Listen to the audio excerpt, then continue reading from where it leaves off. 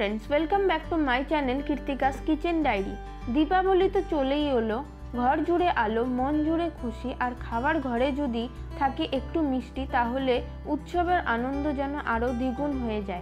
ताई आज आमी आपनादेर संगे शेयर करब एकदम सहज और सुस्वादु एकटी दीपावली स्पेशल रेसिपि कालाकाद। मात्र कयेकटी उपकरणे खूब अल्प समये बाड़ीते बानिये फेलते पारबेन एई दोकानेर मतो टेस्टी कालाकाद, जेटा दीपावलिर जोन्नो एकदम पारफेक्ट। और आमार এই ভিডিওটি ভালো লেগে থাকলে অবশ্যই লাইক কমেন্ট ও শেয়ার করে দেবেন আর চ্যানেলটিকেও সাবস্ক্রাইব করে দেবেন। তাহলে চলুন আর দেরি না করে দেখে নেই আজকের এই স্পেশাল কালাকাদের রেসিপি।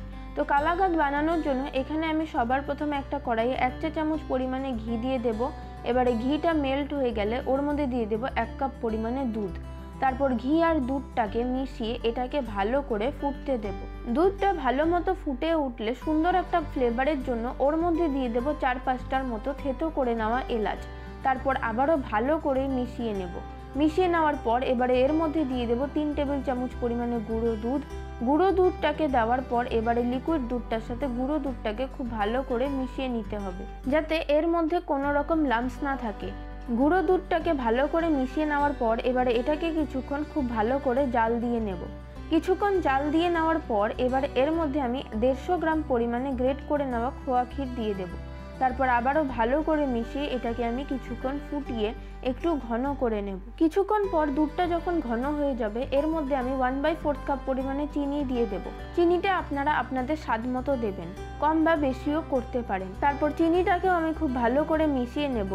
তারপর কিছুক্ষণ পর দুধটা যখন একটু ঘন হয়ে যাবে এর মধ্যে আমি ঘরে তৈরি করা 200 গ্রাম পরিমাণে ছানা দিয়ে দেব। আপনারা চাইলে এর জায়গায় পনিরও ইউজ করতে পারেন। তারপর ছানাটা দিয়ে ছানার দুধটাকে খুব ভালো করে মিশিয়ে নেব। খুব ভালো করে মিশিয়ে নেওয়ার পর এবারে এটাকে আমি এভাবেই কন্টিনিউয়াসলি নাড়াচাড়া করতে থাকবো যতক্ষণ না এটা একদম পুরোপুরিভাবে শুকিয়ে যায়। এই সময় কিন্তু আমাদের এই মিক্সচারটাকে কন্টিনিউয়াসলি নাড়াচাড়া করতে থাকতে হবে, না হলে কিন্তু এটা নিচে লেগে যাওয়ার চান্স থাকতে পারে। কিছুক্ষণ সময় ধরে নাড়াচাড়া করতে করতে যখন এটা মোটামুটি শুকিয়ে যাবে তখন কালাকাদটাকে সেট করার জন্য একটা স্টিলের থালা নিয়ে ওর মধ্যে আমি খুব ভালো করে ঘি মাখিয়ে নেব, যাতে কালাকাদটা পাত্রের মধ্যে লেগে না যায় আর খুব সুন্দরভাবে কাটা যায়। আপনারা চাইলে যে কোনো পাত্রের মধ্যেই কিন্তু কালাকাদটাকে সেট করে নিতে পারেন। থালার মধ্যে ঘিটাকে ভালো করে মাখিয়ে নেওয়ার পর এবারে দেখুন এইদিকে আমাদের মিক্সচারটা অনেকটাই শুকিয়ে গিয়েছে। এবারে এটাকে আমি আরও কিছুক্ষণ নাড়াচাড়া করে নেব। কিছুক্ষণ পর দেখুন এই ছানার মিক্সচারটা আমার এক জায়গায় জড়ো হতে শুরু করে দিয়েছে আর কড়াই থেকেও ছাড়তে শুরু করে দিয়েছে। আর দেখুন এখানে যদি আমি ছানাটাকে মাঝখানে ফাঁকা করে চারিদিকে ছড়িয়ে দিই তাহলে কিন্তু এটা মাঝখানে চলে আসছে না, তার মানে আমাদের সন্দেশের জন্য ছানাটা একদম পারফেক্টভাবে তৈরি হয়ে গিয়েছে। যদি এটা মাঝখানে চলে আসতো সেক্ষেত্রে কিন্তু আমাদের ছানাটাকে আরও কিছুক্ষণ সময় ধরে শুকিয়ে নিতে হতো। এবারে এটাকে আমি এর থেকে বেশি আর শুকাবো না। এবারে গ্যাসের ফ্লেমটাকে বন্ধ করে ঘি মাখিয়ে রাখা থালার ওপরে ছানাটাকে দিয়ে দেব।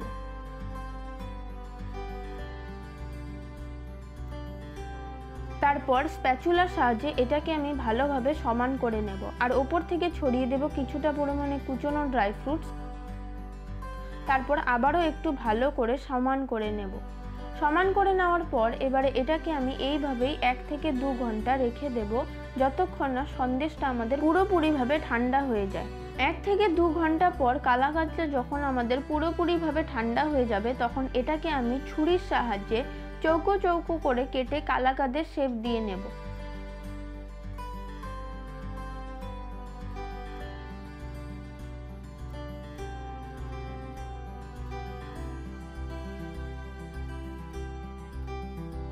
তাহলে দেখতেই পেলেন আমি কত সহজেই বানিয়ে ফেললাম সুস্বাদু কালাকাদ। তাহলে আপনারাও এই দীপাবলিতে তৈরি করে ফেলুন সুস্বাদু, সহজ আর খুব কম সময়েই কালাকাদ আর সকলকে চমকে দিন আপনার রেসিপি দিয়ে। যদি ভিডিওটি ভালো লেগে থাকে তাহলে অবশ্যই একটি লাইক করবেন, শেয়ার করবেন আর আমাকে কমেন্ট করে জানাবেন রেসিপিটা আপনাদের কেমন লাগলো। আর রেসিপিটি যদি আপনারা ফেসবুক বা ইনস্টাগ্রাম থেকে দেখে থাকেন তাহলে অবশ্যই আমার পেজটিকে ফলো করে দেবেন। আর ইউটিউব থেকে দেখে থাকলে অবশ্যই চ্যানেলটি সাবস্ক্রাইব করে পাশে থাকা বেল আইকনটিকেও প্রেস করে দেবেন, যাতে আমার রেসিপিগুলো সবার আগে আপনাদের কাছে পৌঁছে যায়। আজ তাহলে এ পর্যন্ত, আবার ফিরে আসবো দীপাবলি স্পেশাল নতুন কোনো রেসিপি নিয়ে। সকলে খুব ভালো থাকবেন, সুস্থ থাকবেন। ধন্যবাদ।